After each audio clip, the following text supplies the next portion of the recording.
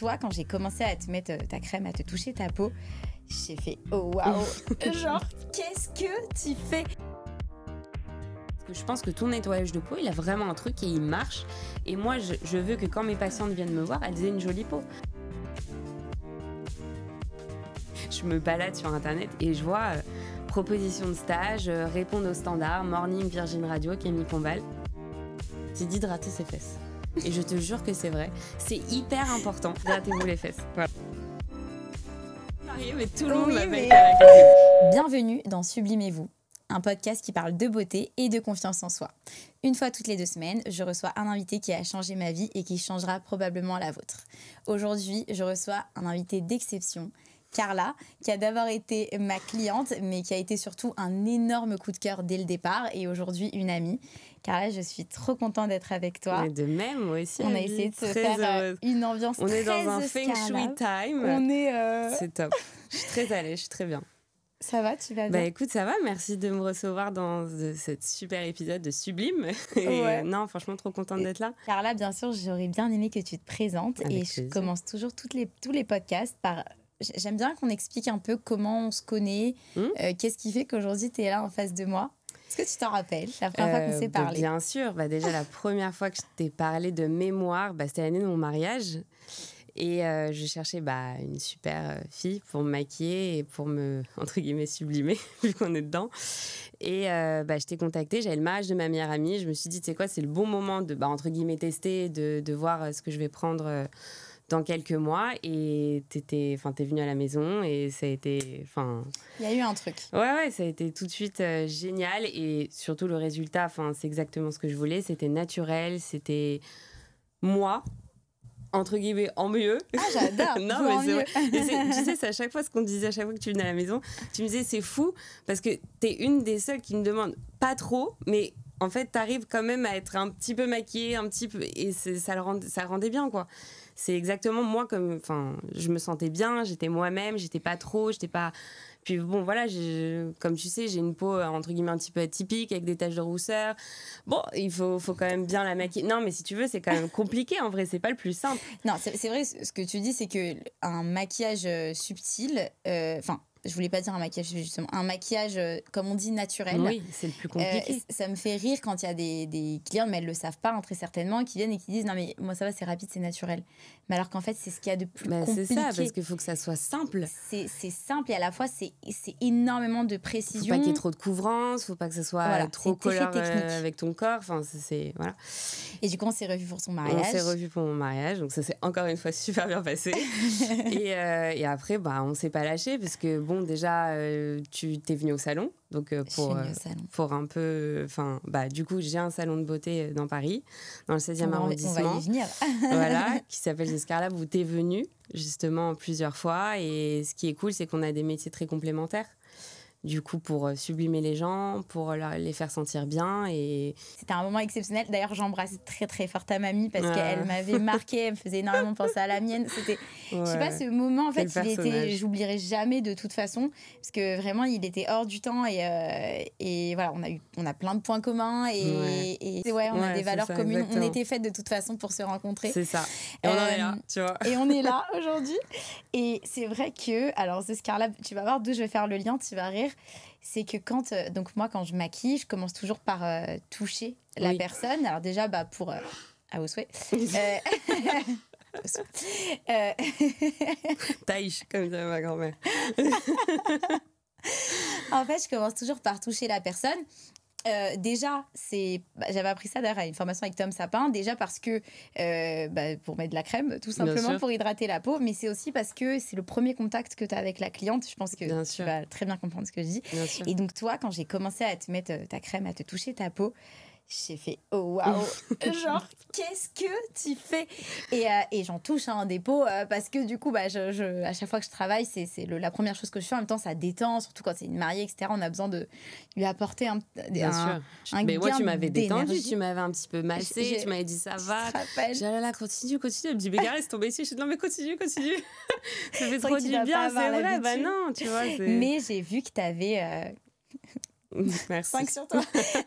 Une peau exceptionnelle et c'est là que tu en es venue à me raconter. Donc, est-ce que tu peux raconter à tous les autres Oui. Qui es-tu, Carla Cacoun? Carla Cacoun. J'aime bien parce que je t'appelle toujours Carla Cacoun. Je suis mariée, mais tout le monde m'appelle Carla Cacoun. Ça ne changera pas, mais j'aime ça.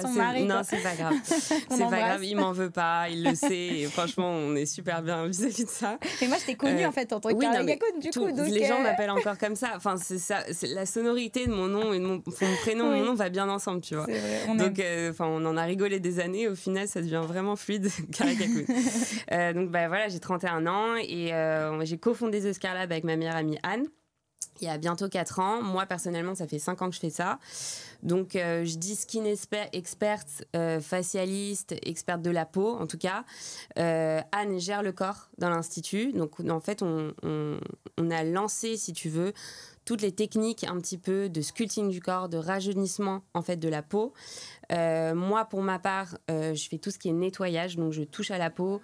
Je la traite, je la soigne, je ne suis pas médecin. Ça veut dire que vraiment, si tu veux, pour me situer dans mon métier, je suis entre le médecin et l'esthéticienne. Je ne fais pas des soins basiques, mais je ne fais pas des soins invasifs. Donc, c'est des techniques douces, c'est des techniques qui ne vont pas avoir des répercussions graves. Tu ne vas jamais sortir en tout cas, même si c'est un soin quand même élaboré, profond, recherché et que peut-être tu fais pas... Je ne dis pas qu'on est les seuls à le faire, hein, mais je dis qu'on a quand même développé des techniques et qu'on a des formations chacune qui fait qu'aujourd'hui nos soins ils sont vraiment adaptés par nous. Ça veut dire qu'on les a vraiment façonnés. Ils sont pas comme au premier jour. C'est vrai que comme toi, j'imagine que tu maquilles pas comme ta première cliente aujourd'hui. Et enfin, voilà. Donc, si tu veux, c'est beaucoup moins scolaire. Et maintenant, on a notre patte, on a notre technique, on a nos produits phares, on a nos machines, mais surtout, on a nos mains. Et je pense que tu sais, comme c'est important aujourd'hui de maîtriser ses mains et de connaître un visage par cœur. Je peux masser les yeux fermés, pour te dire. Non, mais ça veut dire que j'ai tellement de visages par jour, j'ai tellement de peaux différentes, de tous les âges, de toutes les couleurs, de toutes les qualités de peau. Et c'est ça qui fait qu'aujourd'hui, en tout cas pour ma part, je ne parle pas pour Anne, mais c'est des soins différents. Mais on sait faire. Sur ça, c'est vrai, on sait s'occuper de tout le monde, faire du bien à tout le monde. Et The Scar Lab, en fait, si tu veux, à la base, ça s'appelle The Scar Lab parce que voilà. Carla, justement, en fait, je voudrais qu'on revienne vraiment à l'origine. Ouais. Raconte-nous, c'est pas une histoire. Non, tu t'as pas ouvert The Scar Lab comme ça. Et moi, j'aime bien. Je sais que derrière chaque personne, tout court, je pense, mais surtout chaque personne que j'invite, je suis toujours très sensible à l'histoire de départ. Tu sais que moi aussi, je viens d'une reconversion professionnelle. Bien sûr, je sais. Et qu'en fait, voilà, c'est dans l'épisode juste avant qui n'est pas encore sorti au moment où on parle. J'explique vraiment que moi, ma reconversion professionnelle, ça a changé ma vie complètement. Je pense que toi aussi, c'est lié aussi à un changement de vie. Ouais. Et si tu l'acceptes, avec plaisir. Tu pourrais nous expliquer. Non, c'est une histoire que j'aime bien raconter parce qu'elle est jolie. Et puis, si tu veux, même quand je parle à mes clientes, ils me disent « Mais c'est fou, ça n'a rien à voir avec ce que vous faisiez avant. » Et en fait, si tu veux, tout démarre de mes 20 ans où j'ai opéré de la colonne vertébrale 2 fois. Donc, j'ai une énorme cicatrice, si tu veux, du cou jusqu'au fessier.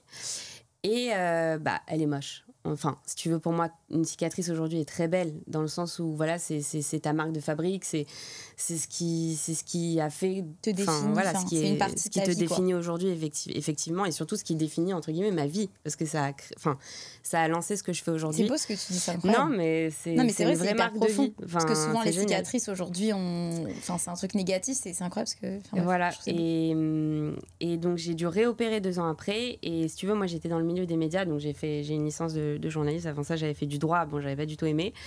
Et je m'étais reconvertie en secret. J'avais caché à ma mère que je passais les concours. Enfin, n'importe quoi. Je suis arrivée en première année de journalisme. Ma mère, elle a rien compris. Elle m'a dit, mais quel rapport?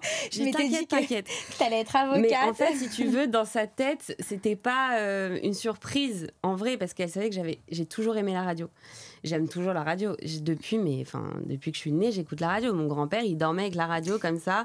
Ma grand-mère, le matin, elle cuisinait avec la radio. Le bruit des casseroles, la radio. Le soir, la radio. Mon père, il est fan de musique, donc radio.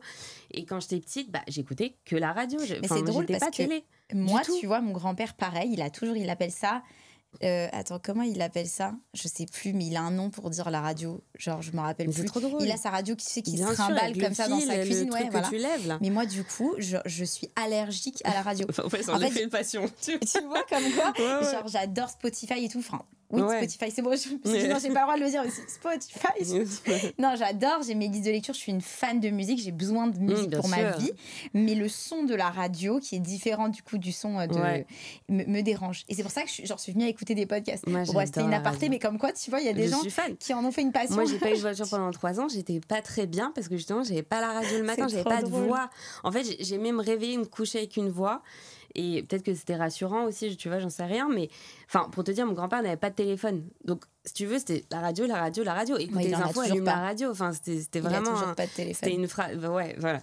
Et c'était automatique. Et en grandissant, j'ai continué à l'écouter. J'aimais mes propres émissions. Tu vois, j'écoutais FG, j'écoutais Nova, j'écoutais Énergie. Enfin, après, c'était pas non plus des radios informatives, etc. Oui, mais quand t'es jeune, de toute façon, t'aimes avoir des émissions sympas. Même quand t'es jeune.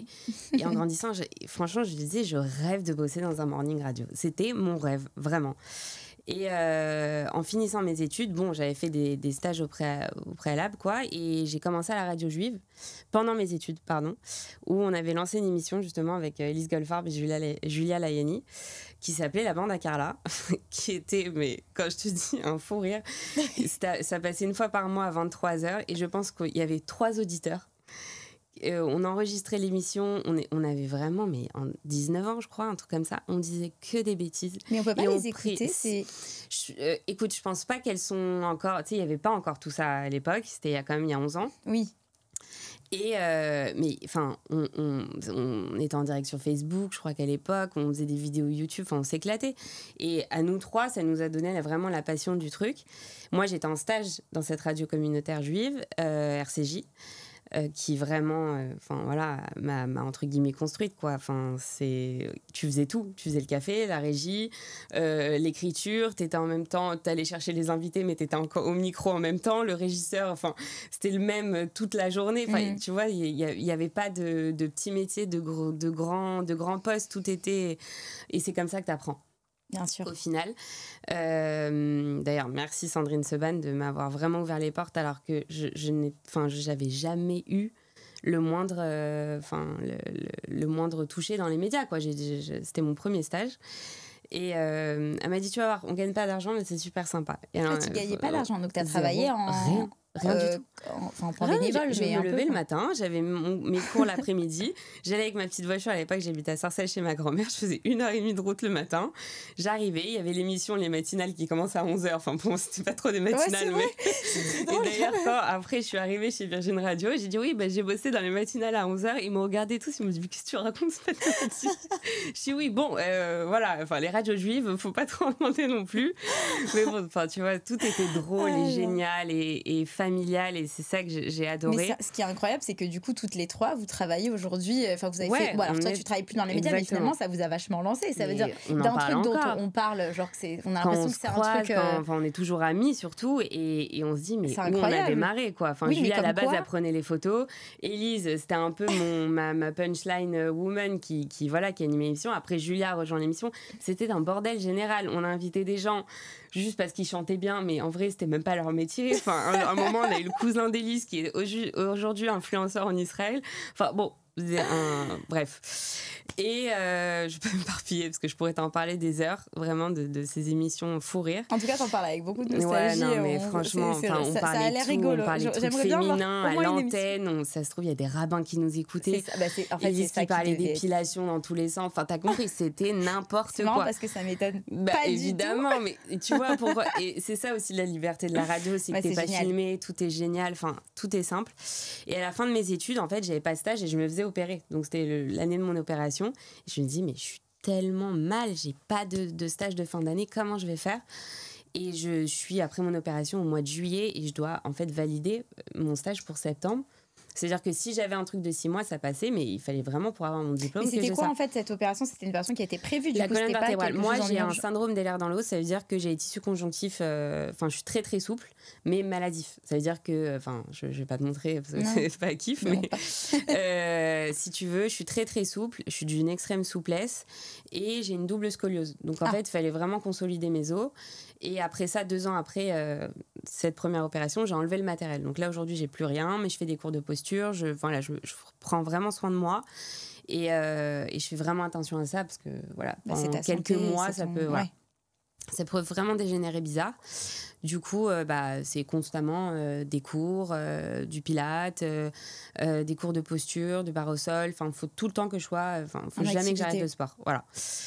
Et donc j'opère et tout, et je suis vraiment comme ça. Mais quand je dis, j'ai passé 2 mois en hôpital, en centre de rééducation pour enfants, j'étais comme ça.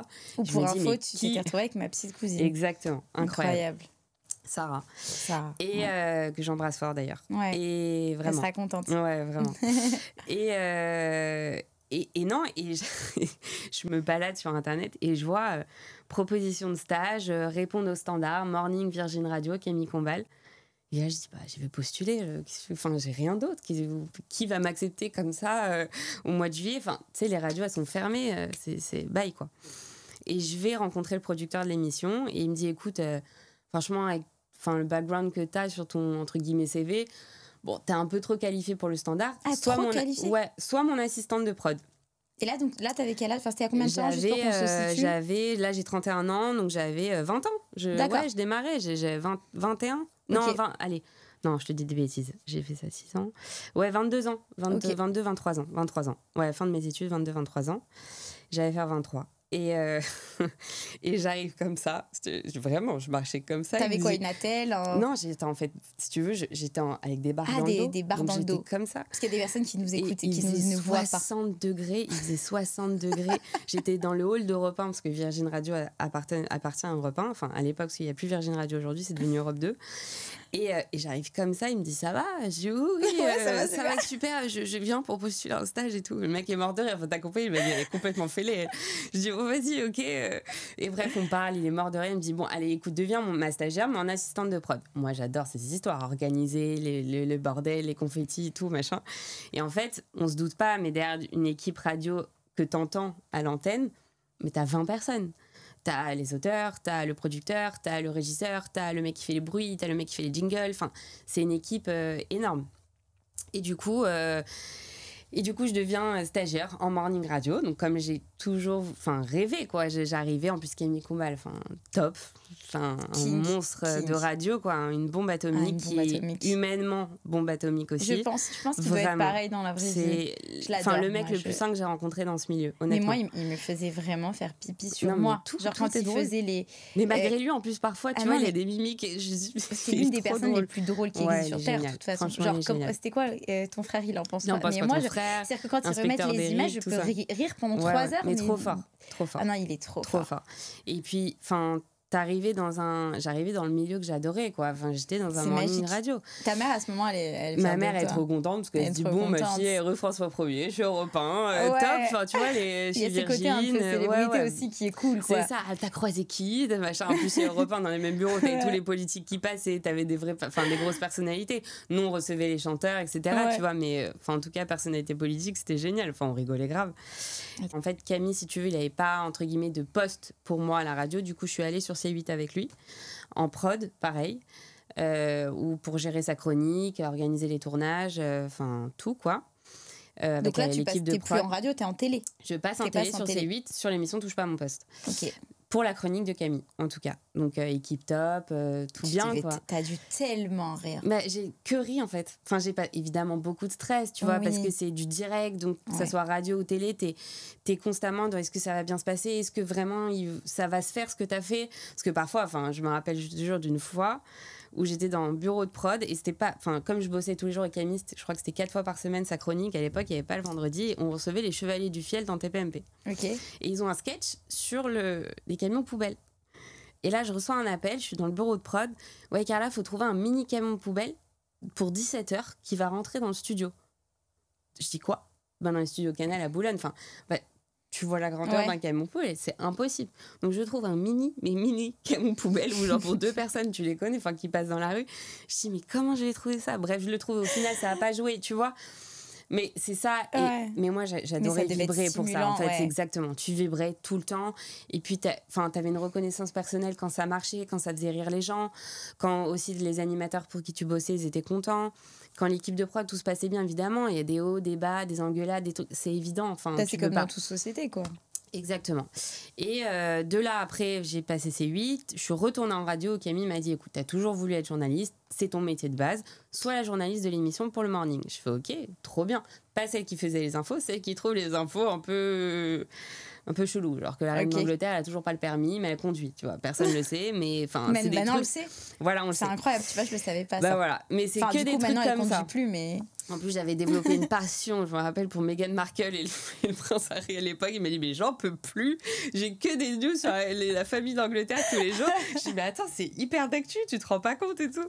Enfin bref, on en riait, donc je trouvais toutes les infos de l'émission, enfin voilà, on écrivait beaucoup, on avait une équipe voilà, qui aiguillait Camille tous les jours dans les contenus, parce que 3 heures d'émission, il faut le faire, parfois 4. On faisait 6-10 heures. C'est vrai qu'on se rend pas compte, on a vraiment l'impression. Parce que évidemment que tu as les pubs, etc., mais tu as tout le contenu, il faut trouver les infos. Camille, il était tout le temps là, évidemment, tu vois, il était tout le temps avec nous. Il gérait tout, enfin c'était en plus de ça un super mec, super patron, super boss. Ça a dû te faire un super carnet d'adresses tout ce temps-là aussi, avec le nombre de personnes, en fait, les invités, Écoute, ouais, mais comme t'as la radio, c'est la radio qui gère ça en matière d'invités, tout ce qui est personnalité, tout ça. Et en fait arrive le Covid où en fait on doit tout animer de chez nous, donc travailler de chez nous. Les animateurs, chacun avait son micro, enfin comme à l'époque, tu vois, à l'époque tu le voyais même en télé. On avait chacun un petit écran et ils animaient en fait en direct. Et là, en fait, on a tous compris que on était tous très fatigués, y compris Camille, je pense. Et du coup, il a arrêté le morning. Et moi, je me suis dit, est-ce que c'est pas si tu veux, même c'est pas que je commençais à être fatiguée, mais je me disais pendant combien de temps je vais encore tenir en fait d'être en matinale. Est-ce que c'est pas le moment de passer à l'étape... Je venais de rencontrer mon mari, ça faisait 1 an qu'on était ensemble, et puis quand même un rythme de matinale, tu te couches très tôt, enfin t'es obligé de te coucher tôt même si t'en as pas envie, et tu te réveilles quand même à minimum 4 heures. Et là c'était une vraie matinale, c'était pas 11 heures. Non, c'était pas 11 heures du matin. Et tu te réveilles quand même à 4 heures, tu dois être au taf à 4h30. Avant que ça commence, faut que l'émission elle soit bien, parfaitement réglée. C'est pas quand l'émission est finie que tu rentres chez toi, pas du tout. Enfin, faut travailler celle du lendemain. Donc on était tous quand même, tu vois, sur le front tout le temps. Et puis Camille avait aussi la télé à côté, donc tu vois, fallait quand même. Tu t'as senti qu'il y avait une vague? Franchement, je pense que tout s'est fait au bon moment. Je pense que même pour lui, voilà. Et en tout cas pour moi, ça a été vraiment un élément déclencheur où je me suis dit bon, j'ai peut-être pas envie de continuer la télé. En tout cas, avec lui, j'aurais adoré. Mais je ne me voyais pas postuler ailleurs. Je sais pas comment te dire. J'avais grandi avec eux, j'étais bien. Et de là, évidemment, dans ma tête, il y a toujours ma cicatrice, mais si tu veux, j'avais rien fait dessus. Et là, ma cousine Mégane en Israël se lance dans la dermopigmentation réparatrice. Et je lui dis, mais Mégane, t'avais une salle de sport il y a 1 an, qu'est-ce qui s'est passé et tout. Elle me dit, je dis, mais ça m'intéresse trop de le faire pour moi. Et elle me dit, mais grave, viens, dès que le truc et tout. Et après, j'ai eu un déclic. Je dis à mon mari, je te jure, on est au bord d'une piscine en vacances. Et je lui dis, je veux faire ça. Il me dit, mais Carla, t'es au courant que t'es journaliste? Je dis, oui, je sais, mais je vais faire ça. Et lui, qui est très start-up, très entrepreneur, il est vraiment dans ce milieu-là. Il m'a dit, de changement, tu vois, de toujours... monter une boîte, en fermer une autre, etc. Il me dit, mais go, vas-y, fonce. Trop bien. Et en fait, t'avais le temps pendant le Covid, je sais pas comment te dire. On a eu le temps de réfléchir aussi. On a eu le temps de réfléchir, de savoir ce qu'on aimait vraiment, de savoir ce qu'on voulait plus, de savoir ce qu'on n'aimait pas. Et franchement, c'est ce qui m'a donné envie. Donc après, évidemment, je rappelle ma mère. Elle me dit, allez, c'est reparti. Je dis, non, mais je te jure que cette fois, elle me dit, non, mais il n'y a pas de problème. De toute façon, t'es hyper actif, je te connais. Ça sera peut-être pas la dernière fois que tu m'appelles, mais go, fais ce que tu veux. Je trouve les formations, et puis évidemment, les formations pendant le Covid, c'était hyper dur. Surtout les formations qui étaient dites pas essentielles. Emmanuel, surtout. Tu vois, Emmanuel, Je trouve tout, je vais en Belgique, je pars aux États-Unis pour mes machines, etc. Et en fait, si tu veux, et c'est là où un peu le devoir moral dont tu parlais tout à l'heure m'a frappée, Et je me suis dit, j'avais toutes les formations, tricot-pigmentation, aréole mammaire. En fait, je tatouais de la couleur de ta peau, ou je redessinais, par exemple, un mamelon pour les personnes qui avaient un cancer du sein, etc. Et les cicatrices, mais que ça soit esthétique ou opératoire, en post-chirurgie, par rapport à des maladies ou des choses comme ça. Et je me dis, c'est quand même très niche. Enfin, déjà, une cicatrice, il faut vouloir la faire tatouer. Et il faut, si tu veux, franchir le pas, que ça ne soit plus ta cicatrice que tu as eue. Et en fait, je me dis, mais je ne vous ferai jamais faire payer des femmes qui ont quand même une ablation du sein, tu vois. Et je me dis, je peux pas. Et en fait, j'ai bifurqué sur le travail de la peau. D'accord. Et c'est là que je me suis repassionnée, j'ai refait des formations. Et à la base, j'étais toute seule, j'ai une petite cabine dans le 16e arrondissement, dans un institut. Bref, trop drôle. Et à partir de là, ma meilleure amie Anne, évidemment, on est meilleure amie depuis 10 ans, donc à ce moment-là, me dit, écoute, je suis vraiment pas bien. Elle était dans une grande maison de mode et elle était en training management. Et elle me dit... franchement, je me vois plus faire ça, etc. Je dis, Anne, je vais pas te le dire 800 fois, s'il te plaît. Viens, on s'associe. Elle me dit, elle me dit, mais je vais pas faire tes papiers. Je dis, mais c'est mon rêve. Mais non, évidemment que non, tu vois. Aujourd'hui, elle les fait. Hein. Mais elle fait autre chose, mais c'est ma main droite, Anne. C'est incroyable. Et c'est beau que tu dis c'est ma main droite. Vrai, parce que souvent, on dit c'est ma main gauche. Ça, c'est ta main droite. Je suis gauchère, donc c'est vraiment ma main droite. Et je suis très gauche, donc elle est vraiment très droite, tu vois. Et elle a des cheveux de fou. Ouais, vraiment. Je me souviendrai toute ma vie. Voilà, sa chevelure, j'avais dit, oui, c'est... boucle d'or. Je sais pas, je sais quelle est c'est là, elle t'attend. Et j'avais vu ses cheveux, ses boucles, tu sais, on dirait dans un film. Réponse. Qui sont ses cheveux? Réponse. C'est vraiment elle. Et je lui dis, écoute, j'ai une formation pour le Cobido la semaine prochaine. Viens avec moi, s'il te plaît, viens. Si ça te plaît pas, base. Mais voilà, ça coûte rien. Essaye. Et on le fait ensemble. On a 5 jours à tuer, il n'y a rien qui se passe. Ok. Elle vient avec moi et là, on fait que des fous rires. On rigole.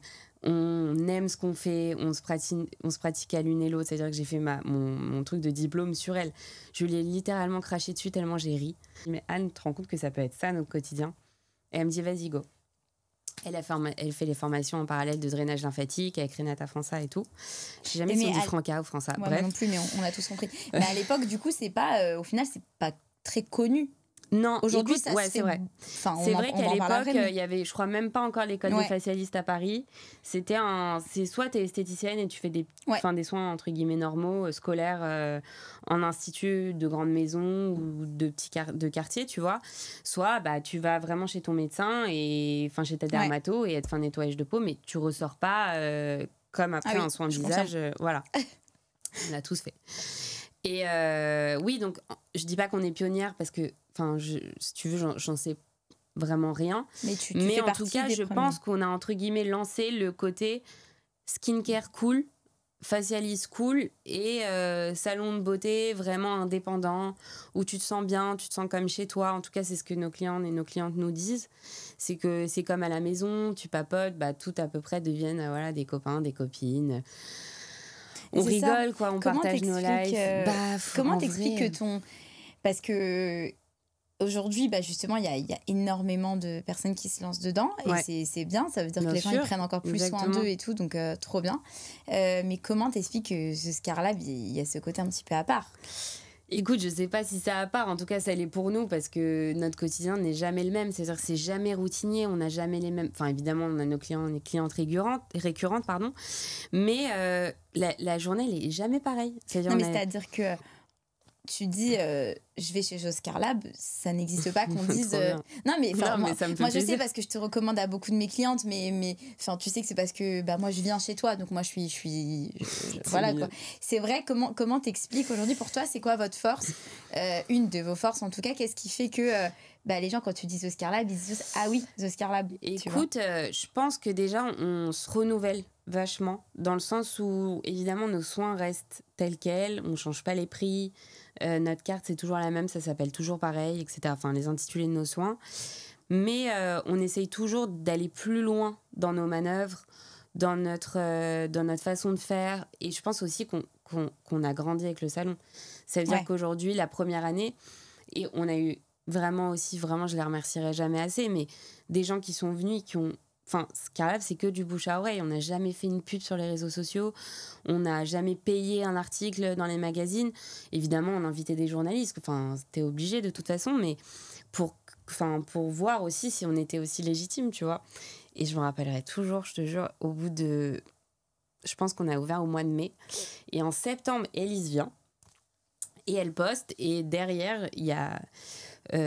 moi, dans mon rêve, dans ma tête, c'était mon rêve d'avoir Oren Marco, le chirurgien esthétique. Oui.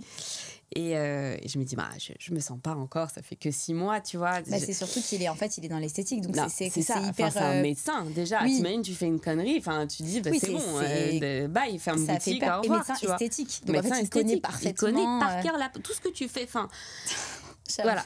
Et il se trouve qu'il vient. Il prend rendez-vous. Il me dit j'aimerais venir, etc. Mais pas en mode invite-moi du tout, hein, vraiment. J'aimerais un soin du visage parce qu'il en fait très souvent, partout. Il adore tester les endroits, etc. Et c'est ce qui fait sa force aussi, c'est qu'il est très très curieux dans le sport et dans la skincare, partout. Il connaît son métier, quoi. Il sait parfaitement ce qu'il faut. Et là, je dis à Anne, il y a Oren Marco qui veut venir. Anne, je suis en eau, je transpire et tout. C'était un lundi 9h du matin, je m'en souviens toute ma vie. Et là, il arrive d'une gentillesse, d'une mignonnerie, tellement chaleureux, tellement... il m'a donné tellement confiance en moi, vraiment, hein. C'est-à-dire qu'évidemment, j'avais eu plein de clients et de clientes depuis l'ouverture. Mais si tu veux, c'est pas des gens c'est des gens qui viennent pour se faire du bien. Mais c'est pas des gens qui peuvent te dire « Ah, vous avez mal fait ci, ah, vous avez mal fait ça. Ce produit-là, je pense pas que ça soit le bon. » Voilà, parce qu'on est très autodidacte. C'est-à-dire que moi, mon soin, je l'ai créé. J'ai pas eu une formation, par exemple, comme je te dis, l'hydrafacial, où j'ai la machine et c'est scolaire et tout va bien, tu vois. Non, j'ai vraiment assemblé tous les éléments, les étapes, en tout cas, de mes soins, c'est que moi. Que ça soit pour le needling skin repair, j'ai fait une formation en needling, évidemment, mais il y a plein de choses que j'ai ajoutées pour apaiser la peau, en fait, le nettoyage de peau. C'est vraiment, mes machines, je les utilise à ma manière. Rien n'est pareil de ce que je faisais en formation, en tout cas, même si j'ai les bases, c'est le principal. Voilà, c'est gentil. Et Oren adore. Et de là, boum, boum, boum, boum. Vraiment, je l'appelle le Messi, moi, pour te dire. Tu considères que vous avez eu un tremplin après Oren Marco ? Parce que déjà, il nous envoyait vraiment beaucoup de personnes de sa gracieusement, patientèle. Quoi, vraiment juste parce qu'il trouvait ça... Avec le cœur. C'est ok, vraiment. Beau, je trouve que c'est bien d'être... c'est rare, surtout dans une époque après, il m'a dit, tu sais, je t'envoie pas pour te faire plaisir, hein, on n'est pas copains, on n'est pas frères et sœurs, on n'est pas cousins, il y a aucune... parce que c'est bien. Voilà, il m'a dit vraiment parce que je pense que ton nettoyage de peau, il a vraiment un truc et il marche. Et moi, je veux que quand mes patientes viennent me voir, elles aient une jolie peau. Parce que t'as beau faire du botox, t'as beau faire de l'acide, tout ce que tu veux, toutes les techniques chirurgicales et... en tout cas, de médecine esthétique, si t'as pas une belle peau derrière, ça sert à rien. Si t'as les pores dilatés, t'as entre guillemets, une peau de fraise sur le nez, mais que t'es toute tirée, il y a aucun intérêt. C'est surtout que la peau, ça veut dire, je pense, il me semble avec la taille, et encore je crois même qu'il y a une opération pour la taille, c'est la seule chose qu'on ne peut pas opérer. C'est-à-dire qu'une peau, on peut tirer, tu peux bomber. On peut pas te faire une greffe de peau pour avoir une jolie peau. Voilà, non, ça n'existe pas. La qualité de la peau, bien sûr. C'est pour ça qu'on doit faire exactement. attention. Et en fait, ce qui est cool avec la peau, c'est qu'elle est très, entre guillemets, influençable. Ça veut dire que t'as une peau qui est à la base grasse, tu peux la traiter. Il y a des produits, il y a des manières de faire. Mais il faut vraiment une peau nettoyée, quoi. C'est ce que je dis à mes clients. Ils me disent, il faut que je vienne combien de fois par mois c'est quoi la récurrence? Je dis, vraiment, je vous dis, c'est pas pour que vous reveniez, que vous le fassiez ailleurs, moi, il n'y a pas de souci, mais faites votre nettoyage de peau, faites votre extraction, nettoyez votre excès de sébum, c'est hyper important. Et moi, derrière, quand la cliente, elle part ou le client du salon, il y a toute une routine qui va avec, il y a des conseils d'entretien, parce que je me dis, ça se trouve, elle reviendra peut-être pas, elle a peut-être pas... il faut avoir des moyens aussi de prendre soin de soi aujourd'hui, tu vois. Et moi, le but, c'est qu'elles me disent, votre soin et vos conseils m'ont été super bénéfiques. Donc, il y a tout un truc derrière. Il y a vraiment un poste, entre guillemets, Scarlab, qu'il faut avoir à la maison, quoi. Et je reprends ce que tu dis par rapport à Oren Marco. C'est vrai que moi aussi, je vois par rapport à... je t'envoie beaucoup de mariés. Bien sûr, oui. Mais pareil, c'est parce que moi, ça m'arrange. Quand la mariée, elle revient de chez ce Scarlab, je sais que même moi, le résultat, il va être différent parce que la fille, elle a une peau de rêve. Mais bien sûr. Donc, en fait, moi, je suis ravie quand je lui dis va chez The Scarlab. Je sais que le maquillage, il est super joli, que la qualité de la peau, elle est super jolie.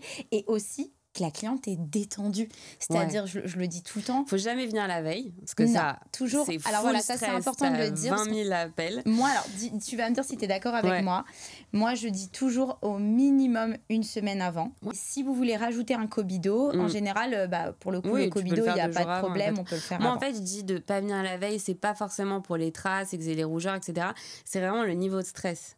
Ça veut dire que tu sais jamais si tu peux vraiment avoir ton rendez-vous. T'as toujours des aléas avant ton mariage. T'as une annulation, lui, il peut pas venir, machin.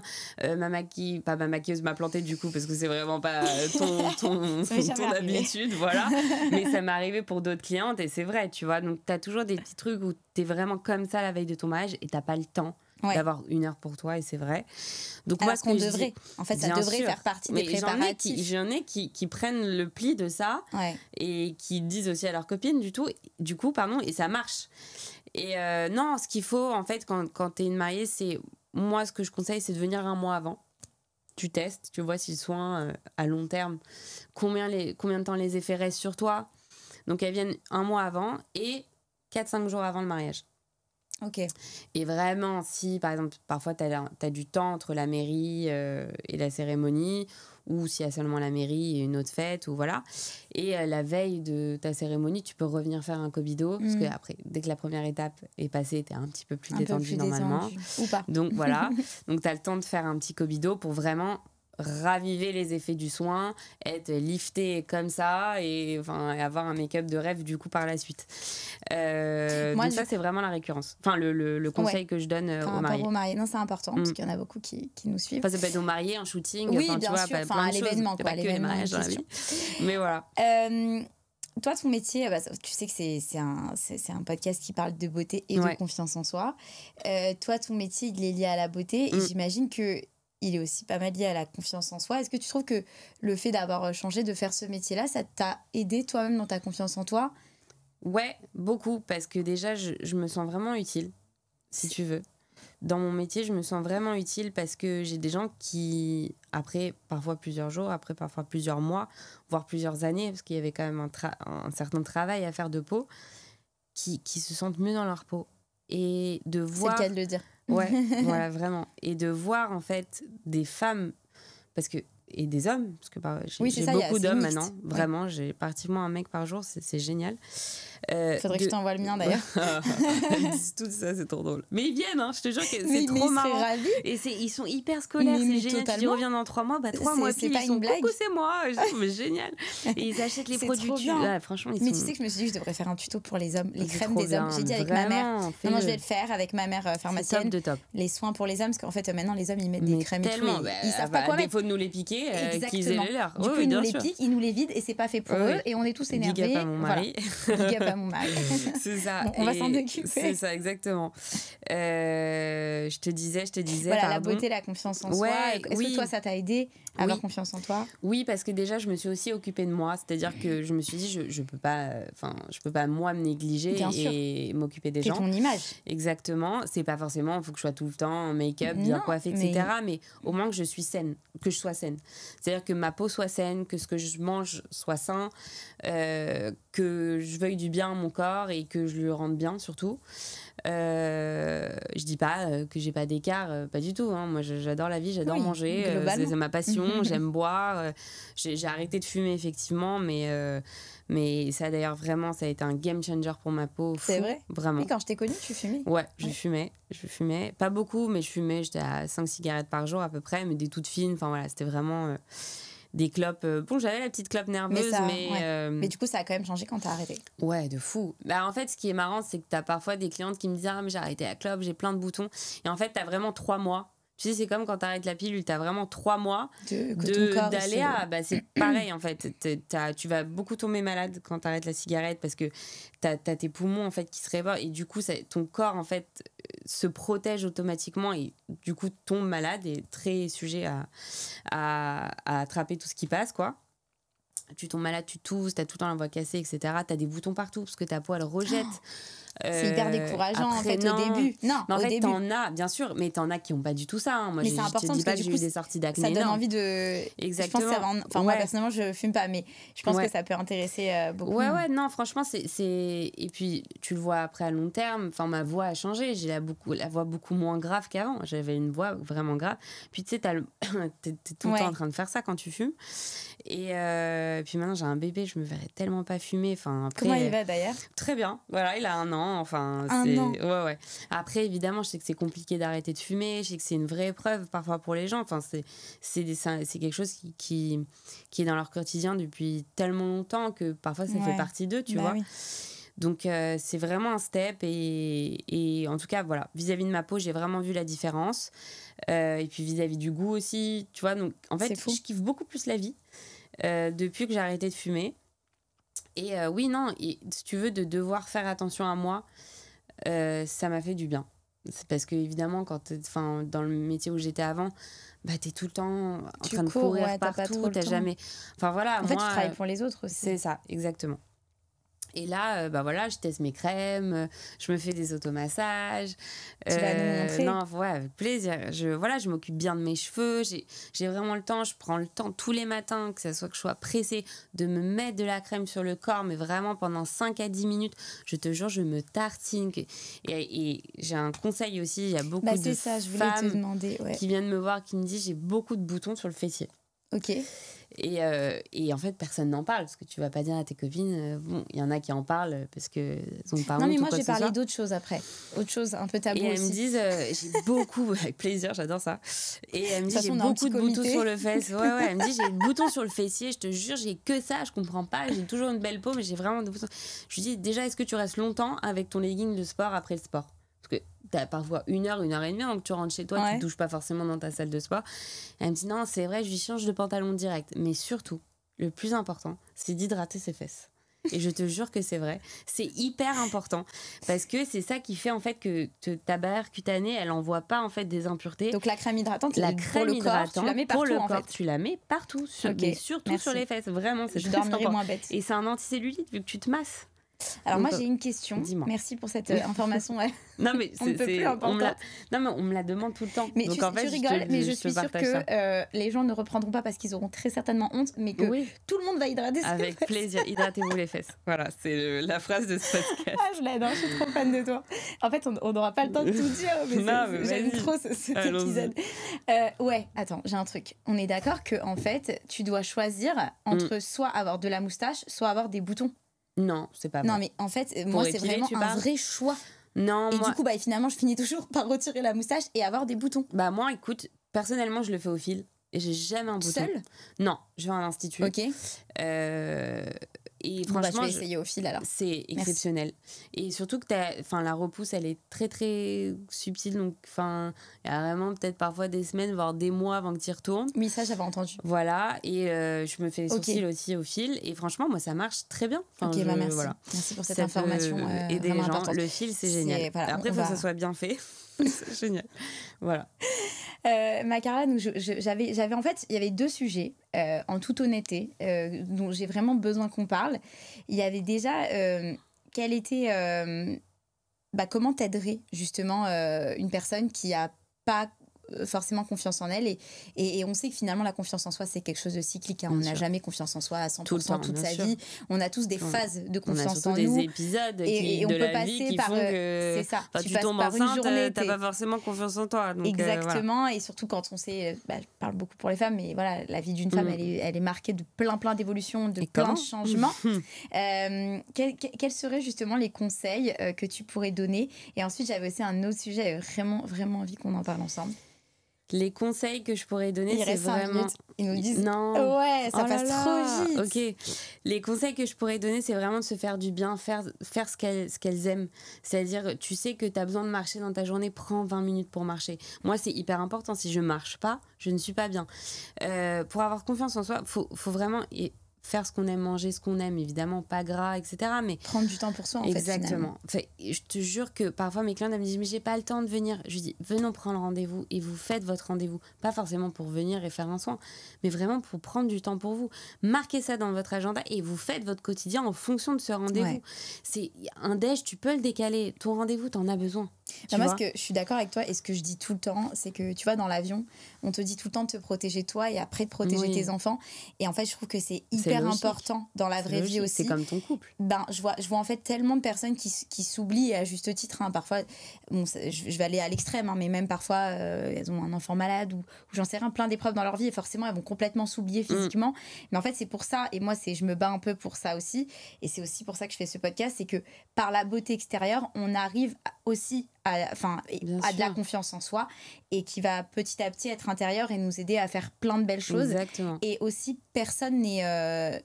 comme on disait juste avant, personne n'a confiance en soi à 100%. On passe tous par des phases. Mais surtout, personne n'est parfait. Et moi, mais même parfois, ça m'arrive, tu vois. Tu regardes sur les réseaux sociaux, tu dis, ah là là, ça c'est ci, ça c'est ça. Ah, ils ont fait ça, ah, ils ont fait ci. Et tu dis, mais c'est pas ça, en vrai, la réalité. C'est hyper bateau ce que je te dis, mais en fait...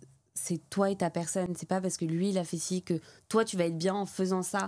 Ça a rien à voir. Et franchement, t'as des passions, vas-y, fais-les. Enfin, je dis pas faut vivre ses rêves, voilà, mais si, faut vivre ses rêves. Faut vivre ses rêves, mais ça peut être une phrase, tu vois, interprétée un petit peu, voilà, légèrement. Mais moi vraiment, enfin, je fais ce que j'aime. J'ai mon sport, j'aime mon sport, je sais ce que j'aime, je sais ce que j'aime manger, je sais ce que j'aime faire, les crèmes, je sais quelle crème j'aime. Enfin, tu vois, il y a plein de choses. Et aujourd'hui, quand tu penses à toi, c'est hyper important. Tu fais plaisir aussi aux autres. Ça veut dire que quand toi t'es bien, les personnes que tu fréquentes, les personnes que... Évidemment, t'as le droit d'aller mal, t'as le droit d'avoir des soirs horribles, t'as le droit d'être énervé, t'as le droit de pleurer, t'as le droit de gueuler, t'as le droit de faire ce que tu veux, t'as le droit de dire « ouais, je suis en dépression », mais ça ira mieux, en fait. C'est des étapes qui sont importantes. Et puis surtout, c'est quand tu vas mal que tu sais que ça va aller mieux, quelque part. Parce que quand tout va bien, tu t'en rends pas compte. Mais tu dis « mais waouh, j'étais super ». C'est comme quand t'es très mince. À un moment, t'as pris, tu dis « mais en fait, il y a 3 ans, j'étais bien ». Mais là, c'est quoi ce corps ? Je me suis pas rendu compte. Mais comment ? Et à l'époque, tu te trouvais pas forcément bien. Vivre au moment présent. En vrai, t'es jamais et ne satisfait. pas s'oublier. On n'est jamais satisfait, mais moi, j'aime bien ne pas être tout le temps insatisfaite. Et c'est ça qui te donne aussi envie d'aller plus loin, tu vois. Parfois, ça peut être un handicap d'être un éternel insatisfait. Faut pas trop l'être non plus, mais faut dire surtout merci la vie. Parce que voilà, on est tous, enfin en tout cas pour ma part, je suis en bonne santé, j'ai un bébé qui va bien, tout va bien. Je suis amoureuse, tout va bien. Voilà. Donc évidemment qu'on a tous des épisodes très compliqués dans la vie, des étapes très dures, mais c'est ça la vie. Voilà. Et c'est ça qui nous permet de se rendre compte aussi qu'on est très chanceux, je pense. Bravo. Donc voilà, faut avoir confiance en soi. Ouais. Bah écoute, ma Carla, je suis désolée, on a déjà fini. J'avais tellement de trucs à te dire. On en fera un deuxième mais quand tu seras une superstar sur Spotify. Non, avec plaisir. En tout cas, j'ai trop kiffé. Moi et aussi, tu vois, je t'avais dit, je n'avais rien prévu parce que je savais, en fait, de toute façon, qu'on avait trop de trucs à se dire. Je t'avais demandé même de ramener tes crèmes et tout. C'est pas grave, on va le faire en aparté. Mais en tout cas, tu vas bien demain, on va faire un petit comino. Mais par contre, j'ai surtout envie, avec plaisir. Quand tu parlais, je me disais, ça fait trop longtemps que j'ai pas été. En tout cas, t'es très belle. Je t'aime. C'est bien. Bon, bah écoute, en tout cas, vraiment, j'ai trop aimé ce moment. Merci à toi, m'avoir reçu. C'était trop sympa. Je sais pas pourquoi je me sens... écoute, tu sens quelque chose ? Non, je me sens comme quand je fais un soin. Écoute, si j'y arrive par la parole, c'est génial. Parce que je me sens dans l'ambiance de Scarlab. Bon, juste où on te retrouve rapidement parce qu'on va se faire gronder. On me retrouve sur The Scarlab, @thescar.lab sur Instagram. On peut réserver sur Planity. Donc il y a les prestations corps faites par Anne et moi du visage. 16e arrondissement. Exactement, on est au 9 rue Marbeau, dans le 16e. On est dans un appartement, donc on n'est pas non plus sur rue au cas où si les gens s'y rendent un jour. Et voilà, donc on vous répond tout de suite si jamais vous avez une question, un conseil, quelque chose à demander. On est dispo pour tout le monde. De toute façon, je vais tout mettre avec sur plaisir, Insta. C'est gentil. C'était un plaisir. Moi aussi. Merci à vous tous, vous toutes, de nous avoir regardés ou écoutés. J'ai adoré cet épisode qui nous ressemblait à toutes les deux et c'est vraiment ce que je vous disais juste avant, c'est la vibe que j'ai vraiment envie de donner à ce podcast, que vous puissiez découvrir ou redécouvrir avec moi des personnes qui m'ont énormément aidé dans ma vie, qui m'aident au quotidien parce qu'on s'aide mutuellement au quotidien à être mieux, à se sublimer. Donc voilà, rendez-vous au prochain épisode et surtout sublimez-vous. Coupez.